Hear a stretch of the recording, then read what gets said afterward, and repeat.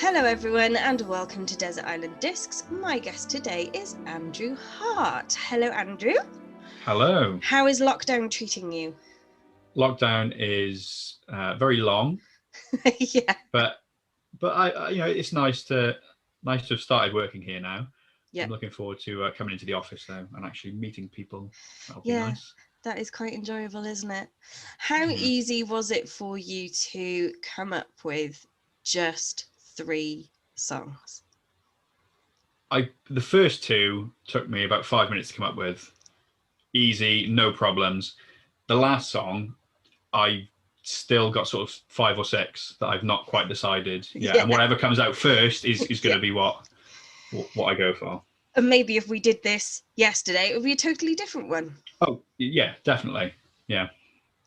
What is your first song that you would have with you on a desert island? So I'm going to do it backwards. So I'm going to say the hardest pick for me first, because then it's out of the way and I'm not going to worry about it for the whole thing. It's going to be Hurt by Johnny Cash. Oh, so are we a big Johnny Cash fan, or has it got more of a kind of deeper meaning for you? No, I just really like Johnny Cash. It's bizarre. It's not my sort of usual music taste. Yeah. But I bought a car with a Johnny Cash CD already in the sort of CD when I bought it. And I just listened to it for about 8 months, just constantly over and over again, because I couldn't be bothered to change it.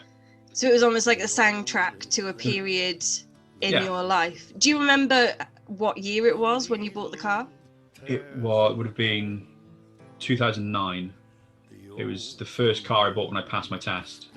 Oh, so a significant car as well. What car was it? It was Ford Fiesta, sort of the old style round back ones that everyone had. It was one of those. Yeah, my first car was a Ford Escort, so I think Fords were the things that everybody bought. Yeah, still, Fords are great. Yeah, well, they lasted forever, didn't they? And, you know, I mean, like you say, if you had that CD that kind of, it was like free, came with the car. Yeah, free CD, so it just stayed in there forever, really. Did you have friends who would travel with you who would go, oh, not this again? Or did they all constantly enjoy? No, they hate it, but I'm driving, so I'm listening to the music I want to listen to. You know, if I'm driving you somewhere, you have to listen to Johnny Cash now for the next, hour and a half. Yeah. Did you watch the Johnny Cash film, the biopic that they did? No. Is it Joaquin Phoenix? Yeah, and no, I've not seen Witherspoon. It's all right. It's not bad. It was all kind of released around the same time as Ray. Oh, yeah. Jamie Foxx movie, and that was incredible. That was utterly wonderful. So I don't know whether, like, as a jazz musician, I felt more with Ray than I did with was it called Walk the Line? Walk the Line, yeah, that's it, yeah. The film. But I'm like you, like, country music is not my jam at all. But then, have you ever watched Nashville? I haven't, no. Oh, it's amazing. Absolutely amazing. There's like 6 seasons of it, and I binge watched it a couple of years ago. Okay. Amazing. Absolutely brilliant. But not my style of music at all. Yeah. I think what I like about it is the CD was like, I think it came free with like, Western Mail or something. It was one of those really terrible CDs. But I just listened to him so much, I started to listen to other stuff of his. Yeah. And he did an album just full of covers. So there's like, Hurt is a cover of 9 Inch Nails. And he did, Desperado by the Eagles. And that is just a great, his voice is so unique. So I love Johnny Cash now. But is it something that you think will then open doors to more country kind of style people, or is it just Johnny Cash? Yeah, it hasn't yet. I think it's just his voice. He's got such a unique voice that I quite like. Yeah, absolutely.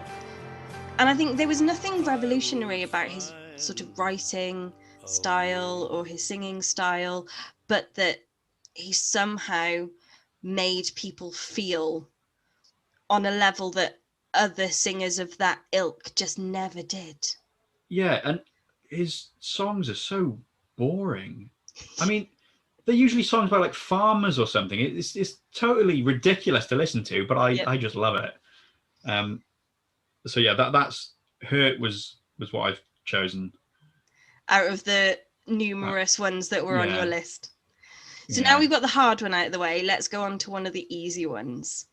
So I don't actually know how to say this, so I'm going to butcher the pronunciation, but I think it's Nuvole Bianche. Bianche? I'm not even going to try and correct you because I'm probably going to butcher it too. It means white cloud. I know that much because I Googled it. But it's by Ludovico Einaudi. And where does that kind of sit in your life? I knew I wanted... so my thinking was to have like a nice upbeat sing-along song. Something quite, moody for those days. And then I wanted something just in the middle, that just to put on. And I quite regularly, like when I'm working, I'll put it on. Yeah. And there's no words, just sort of instrumental. So it's your kind of easy listening.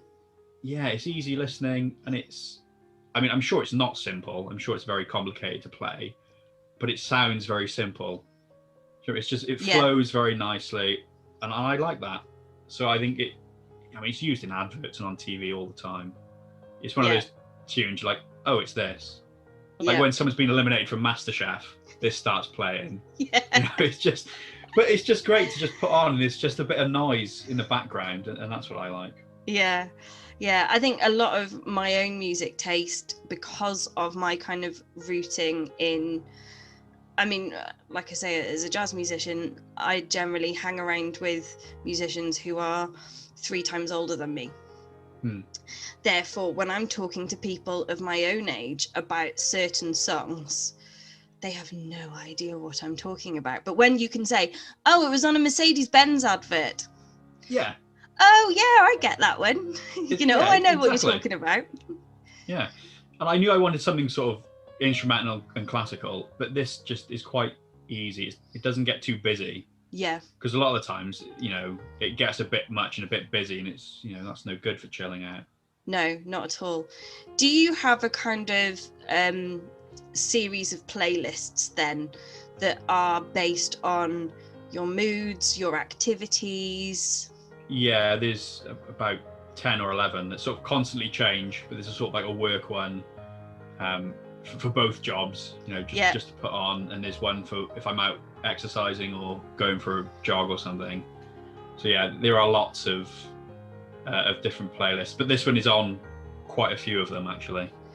So it kind of bridges the gap between this thing that you would put on whilst you were taking a leisurely walk with the dogs, but then also that you might put on whilst you're doing the dishes. Yeah, exactly. Yeah, and while I'm doing a bit of uni work, I think it just sort of calms me down, and it's like, it's almost a song that just sort of take a little moment, and it's like, oh yeah, this is nice.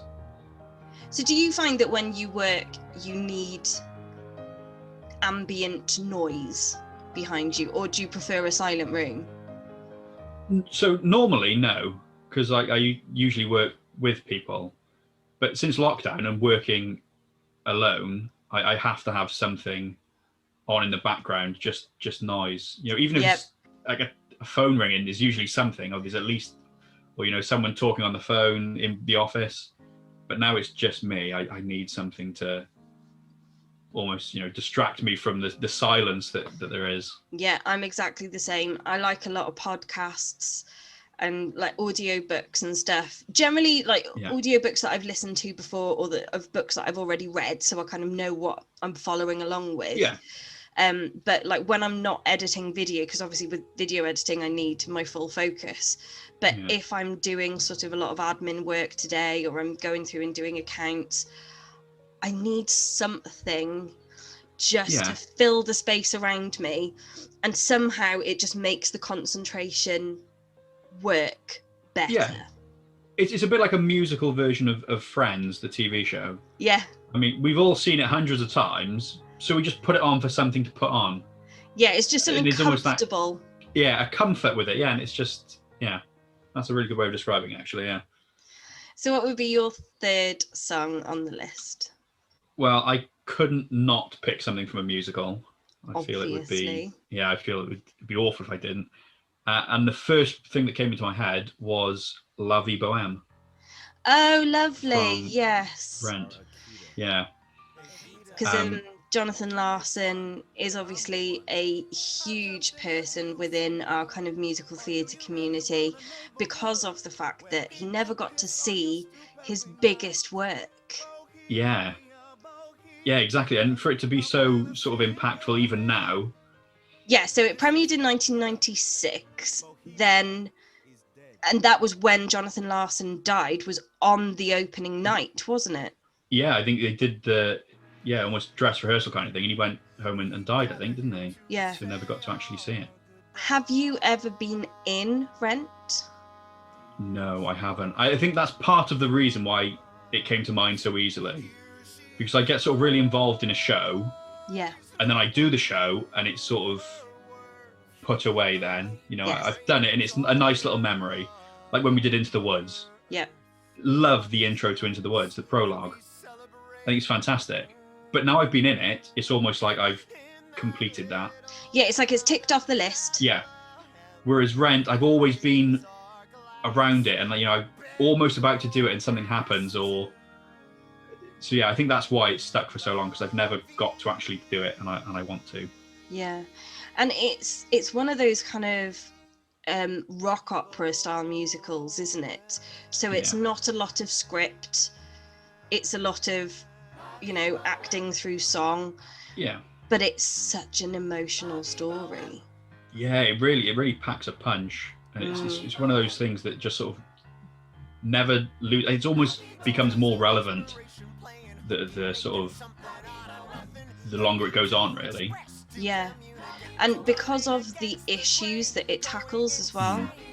I think Rent did so much for LGBTQIA kind of awareness for starters, and then when you consider that things like the Gender Recognition Act has only been around for less than 20 years. Yeah.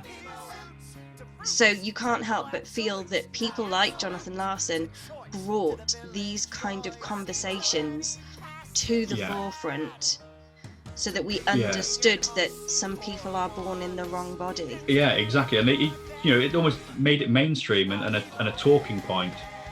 And I know even now they're still tweaking the script. And I know Angel now has they them pronouns. Really?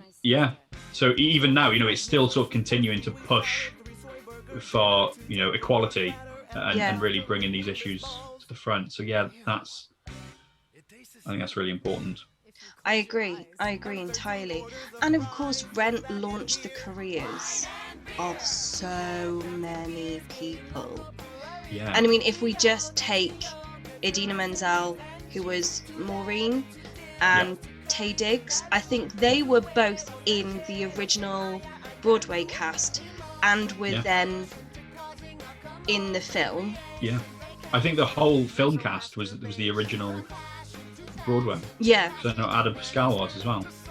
And now we have so many of them who are in films, television shows. They've been in everything from Frozen, The Flash. Taye Diggs was in a show called Private Practice, which was a spin-off of Grey's Anatomy. Yeah.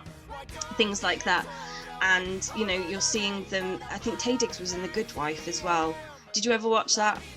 No, I never saw that. About a solicitor, lawyer in the States, and Taye Diggs was in the last couple of seasons of that. But you think these amazing careers that have come out of one show. Yeah. And I know I've seen the documentary on it where they started off, just as a scripted reading.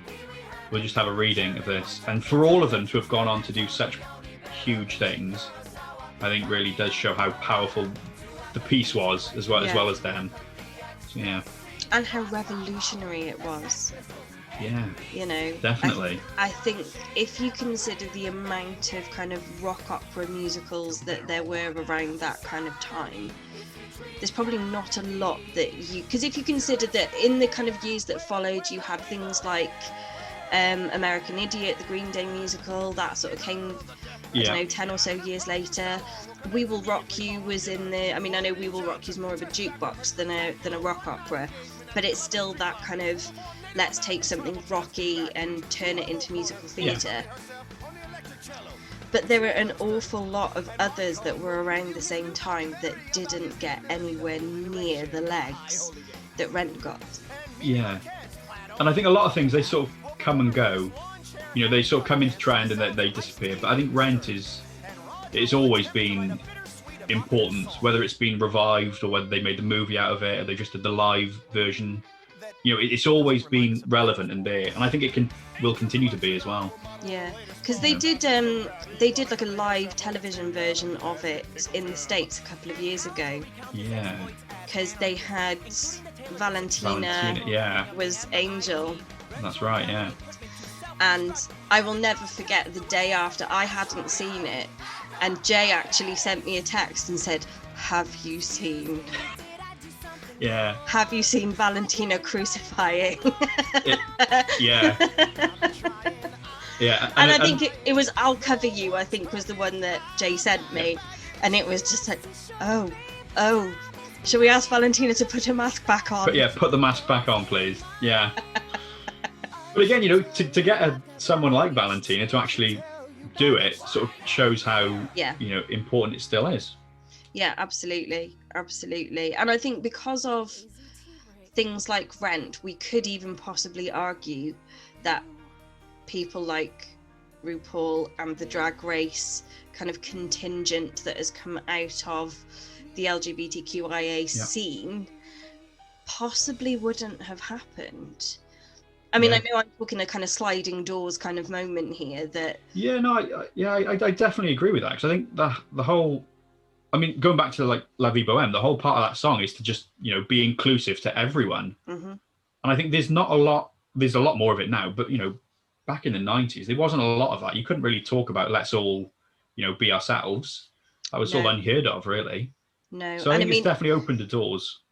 It was still very taboo to have a character with HIV on a television show, for example. Yeah. And that was seen as being, you know, sensitive information. And that was just over 20 years ago. Whereas now we know that people can live with HIV and have it managed well.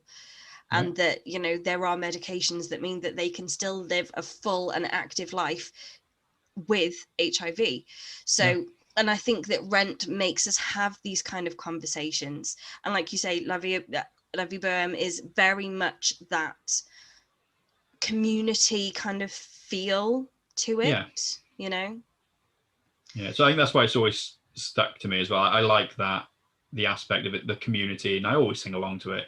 It's just one of those songs. It's sort of a feel-good song that always gets me. Yeah, that you kind of wish that you could do every single one of the harmonies as you're driving around. Yeah, I do. I'll do it over and over again until I've done everyone. Yeah.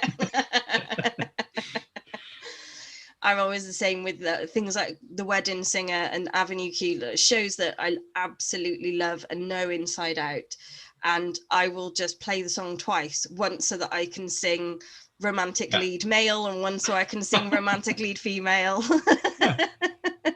And sometimes I'll switch in the middle. So then you've got to do it for a third time to get it right. Yeah. So what would your book be if you were stuck on a desert island? I don't know if this is a little bit of a cop-out answer, but I'm sure it exists. I would go for the complete works of Shakespeare, I think. Oh, no, perfect answer. Absolutely perfect answer. Because you've got everything then from the plays to the sonnets to the poems. Yeah. And I'm not a huge fan of Shakespeare, but I think mainly for the plays, you know, I think I'd really miss not learning lines. Yeah. That's one thing I found during lockdown. I've not had to learn lines for anything, and usually I've got, you know, 3 or 4 scripts on the go. Yeah. And you lose the knack. Well, don't say that. That's not filling me with confidence. No, I find myself kind of reciting little kind of poems and stuff, like kids stuff for my sister's kids, you know, do little ditties and stuff for them, so that I'm keeping my memory active. So you can imagine that if you are on a desert island, you know, learning the role of Mercutio is going to be this month's project. Yeah, exactly. And then, you know, at the end of the year, I can do a whole show. You know, I can line coconuts up on the beach. They can be my audience, and I can perform Romeo and Juliet as a one-man show. Absolutely. Have you ever been in a Shakespeare? I did. I mean, I was in primary school, so, you know, it went way over my head. Yeah. But I think that's where I sort of first fell in love with acting as well. And it was in Macbeth. I love Macbeth. Yeah. I think Macbeth is up there with A Midsummer Night's Dream as being my kind of favourite Shakespeare. Yeah, I think it was the first one I did, so that's got a sort of soft spot. I've got a soft spot for that. And then I did it again for my AS level drama piece. Who did you play? Macbeth, both times. Yeah.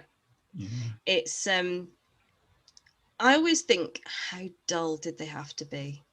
You know, when you have the whole mistaken identity thing, you know, I'm pretty sure that if my uncle came into my room and pretended to be my dad, or whichever one it is, I would go, you are not my dad, you are my uncle. But in Shakespeare, somehow it works. It works, yeah. And it's brilliant, yeah.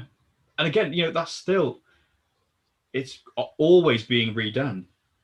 Yes. You know, 9 times out of 10, I think it's awful, you know, but they'll do Macbeth, you know, a modern Macbeth, and it'll be, you know, set in as a general in the army, you know, or they'll do it, you know, when he's a mobster or something. I think there's so much you can do with it and play with, but the core story just works. Yeah. And the geek in me, like the drama geek in me, loves analysing Macbeth. You know, I did Lady Macbeth for my GCSE drama, I think. And, you know, the fact that she is such a divisive character, but then dies off stage. Like her death, she becomes so insignificant and mad by the time you get to the end of the play. She isn't even worthy of a death on stage. Yeah. And things like that. You know, and there's just that one little throwaway line he has. Yeah. You know, she should have died hereafter. Yeah. And that's it. And I think to whittle it down to such an insignificant moment in his life. Yeah. And it's the kind of character development as well, because she has the after the murder, she does the what's done is done, and it's very finite. And then in Act 2, it's what's done cannot be undone, and it's that kind of regret moment that she has, you know. So I think that Shakespeare was an incredibly clever person. Oh yeah. And he was able to get that character development in, that people like us who like the deep dives into the script and the meaning behind it and how you can interpret things, then have so much meat that we can kind of eat off the bones, because there is so much. And it is bare bones stuff. You know, there's no stage directions other than enter and exit. Yeah. I think that's what makes it so universal. You know, you can, because it doesn't say anything, you can almost do anything with it. Yes. Yeah, absolutely. And in terms of kind of his comedy stuff, have you ever seen any of the comedy stuff? I've not seen any, no. I've read quite a few of them, though. Yeah, I think it takes a very, very clever director to get the funny to be funny in the right places. I've never really laughed out loud reading one. You know, you sort of you see where it's going, but I think it's difficult to make sort of laugh out loud funny. Yeah, I think I had an English teacher when I was in school who said, you do not read Shakespeare, you act it. And I think that is probably one of the best pieces of advice I've ever been given in my life. Yeah. Is that when you are looking at Shakespeare, you have to remember that it needs to be brought to life. It's not just words. It does need to be acted, and it does need to be interpreted. Yeah, and I think it sort of the way it's written in the style, I think it puts a lot of people off. You know, but I think I was lucky because I fell into it quite easy. I sort of almost got what it was supposed to be like on the beat. You know, it's very So I iambic but I think pentameter, isn't it? That's it. Yes, exactly. But I do often wonder, what the intention was, because with Lady Macbeth, you kind of think, well, maybe he just forgot about her. Yeah. And I went, oh, she's dead. We're looking into it so much, and we're extracting all these morsels of brilliance, and he just, no, I forgot. Yeah. Yeah, one of her things on his storyboard just fell off. Yeah, and he didn't have space to fit her in elsewhere. Yeah, it could absolutely be that we're just going OTT with the analysis to find that actually it was nothing more than a happy accident. But I think that's what makes it brilliant. I like there's that uncertainty. You don't really know what you're meant to do with it. Yeah. Where do you stand on Baz Luhrmann's Romeo and Juliet? The Leonardo DiCaprio, Claire Danes. I've not seen it. I love Moulin Rouge, and that's obviously the same guy. But I've never seen Romeo and Juliet. I don't know why, but it's just never sort of interested me. I've been like, I'm not going to watch that. I loved it as a teenager. I think it's because our English teacher had a poster of it on her wall of Leonardo, looking all handsome and lovely as Romeo. And I just remember sitting in English and thinking, oh, do you know what I mean? So I think that sort of put me off, and I've never watched it. Yeah. My sister played Juliet when she was, I don't know, maybe 20s. She was early 20s. And, you kind of forget that Juliet was about 14. That was supposed to be her age. She was being a petulant child. She did not want to do what her parents told her. She ran off, fell in love with a boy, and 24 hours later they got married. It's such a ridiculous story. And that if you saw it happening on a soap opera today, you'd go, well, that's so far-fetched. And yet with Romeo and Juliet, you have the ability to go, oh, it's so romantic. They die. Yeah, I mean, it's the greatest love story ever told. Because everyone knows Romeo. No, it's not. It's horrific. It's really terrible. Yeah, it ends with a lot of dead people. The meaning people have found in it. Yeah, absolutely. So, what would be your luxury item? I think it would be. It's odd, but I would pick a piano and a songbook. Yeah. Now, I don't play piano. Well, you got all the time in the world to learn. I can't play piano. Well, exactly. I can read music, though. So I think given enough time, I'd be able to, plunk something out, I think. Yeah. I'm not the sort of person that can sit in a room doing it. Nothing. I need something to do. I need something to focus on. So I think if I was on an island, learning piano would be quite a good way to pass the time. Yeah, absolutely. And if you already read the dots, then you've kind of got half the hurdle done. Yeah. So then it's just a case of translating what you see. So a lot of people forget that music is another language. It's not that it's this special kind of thing that us musicians and singers are born with. It is like learning another language, and you have to learn how to read it. You need to learn how to speak it, but you also need to learn how to play it. You have to be able to, it's why so many singers like yourself learn how to read, is so that you can speak to other musicians and other singers in the language they understand. Yeah. Even if you can only talk in terms of bar numbers and where key changes happen, you still have that ability to talk to other musicians. So in order to kind of, how to read it, how to speak it, you just need to translate it into a playing kind of scenario. Yeah, no, yeah. Although I still think it's magic. Like, even though I understand it, I think that someone that can sit down and just sight read a piece of music, sorcery, that is to me, I cannot comprehend it. Even though I know how it works, I think it's just the most wonderful skill that someone can have. And I never fail to be impressed by someone who plays an instrument, because I think it's the sort of the time it takes to learn it. Yeah. And I'm not very patient. I have to be. If I was on an island, I think I'd be quite patient. Yes. But now in the modern world, I give something about a week, and if I'm no good at it, I'll go find something else.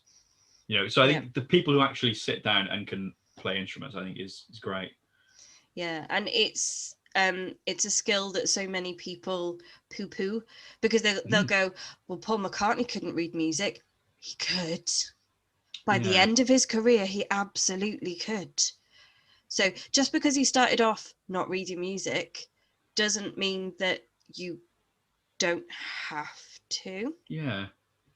Mind you, I have an old friend, I won't name names just in case I get him in trouble, and he played with the Jules Holland Rhythm and Blues Orchestra for a hootenanny one year. Right.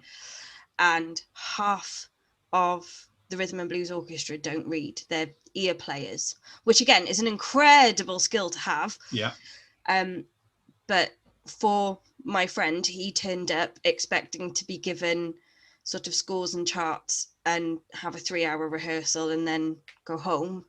Yeah. And he ended up having to sit there for kind of 6.5 hours with each instrument being played their bit on a piano for them to be able to then pick up, translate, and then recite.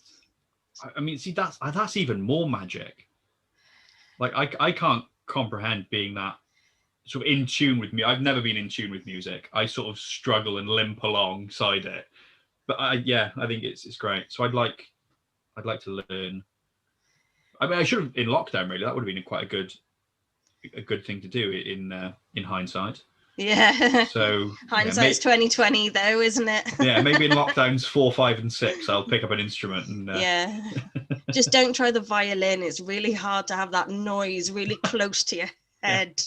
Yeah. Well, thank you ever so much for taking the time to record with me today. You're very welcome. Thank you for asking me.